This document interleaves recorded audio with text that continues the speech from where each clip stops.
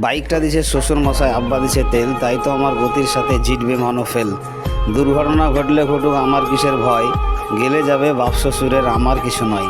চল রে আমার মোটর গাড়ি, জোরছে মারো টান, কে কি বলে শুনবো না আজ, ধরছি যে বেকান।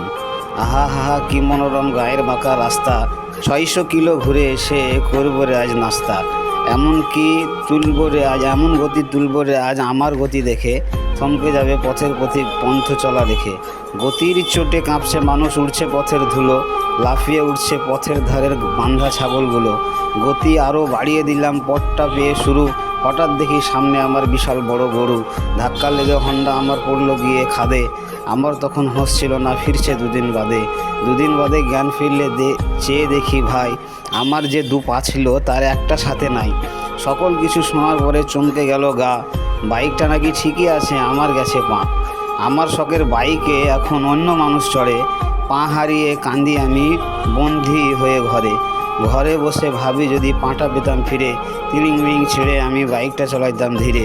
মন রে বলি মন, তুই বুঝতি দুদিন আগে, তবে কি তোর পা হারিয়ে পঙ্গু হওয়া লাগে। এই ধরনের মানসিকতা পরিহার করুন, ধীরে আস্তে গাড়ি চালান, জীবন অনেক দামি।